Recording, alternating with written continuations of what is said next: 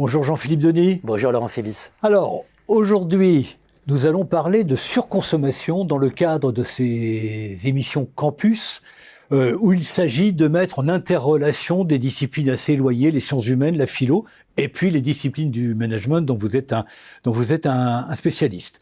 Pour parler de surconsommation, j'allais dire superconsommation, mais c'est surconsommation, nous allons nous inspirer d'un vieux livre, La part maudite, de Georges Bataille, un livre qui a été écrit il y a plus de 75 ans. Absolument. Un livre provocateur, Jean-Philippe. Alors, un livre extrêmement provocateur. Peut-être quelques mots sur Bataille d'abord.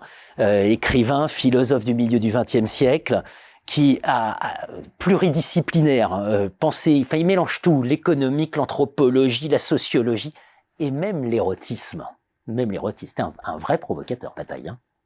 C'est un provocateur, alors c'est un provocateur, je dirais aussi en économie, parce qu'il a une vision économique qui serait très déstabilisante pour nos économistes aujourd'hui, et même pour se dire d'ailleurs, puisqu'il remet en cause les visions classiques axées sur l'utilité, l'accumulation, la création de valeur, le partage de la valeur. Tout ça s'est remis en cause à partir de son approche anthropologique. Absolument, c'est tout l'apport de Bataille. En fait, quelque part, il s'intéresse au gâchis. Quelque part, Bataille, il s'intéresse à cette fameuse part maudite. C'est tout ce que l'on va surconsommer qui n'a pas de sens réellement économique immédiat. À l'approche des fêtes de Noël, par exemple, tout le monde a en tête ces cadeaux et cette débauche de cadeaux.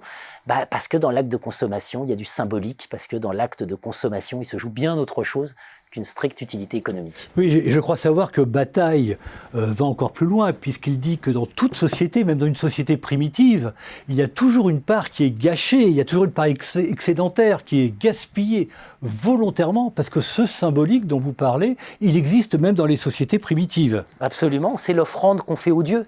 C'est l'offrande qu'on fait aux dieux. On va finalement toujours aller au-delà. Voilà, c'est nécessaire à la vie. Il y a une part de la consommation qui doit être sacrifiée. Absolument. Il y a une part sacrificielle dans la consommation. Et c'est passionnant parce que aujourd'hui, on a tous en tête la sobriété. On a tous en tête la question climatique. On a tous en tête une forme de déconsommation.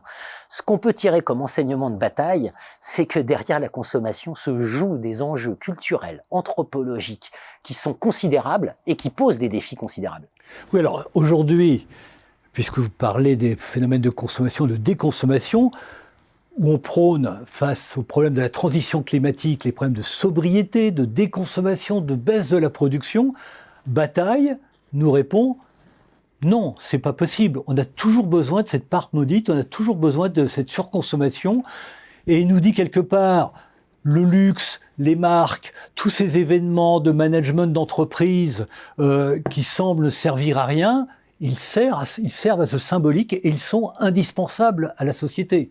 C'est comme ça qu'on comprend beaucoup de dépenses qui, d'un point de vue économique, a priori, n'auraient pas beaucoup de sens. Mais quand on veut organiser des grands événements, quand on investit dans des bureaux et des tours toujours plus hautes, etc., à la Défense ou ailleurs, on veut démontrer de la puissance aussi. On est dans des enjeux de puissance. Des pyramides jusqu'aux tours de Dubaï ou du Qatar, on n'a pas changé, on n'est pas sorti de cette part maudite. Et j'allais vous dire, des pyramides autour de Dubaï ou des SUV dans Paris.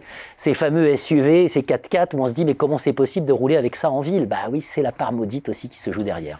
Une question à ceux qui se posent la question de la sobriété et de la déconsommation. Merci Jean-Philippe Denis. Merci Laurent Phébis.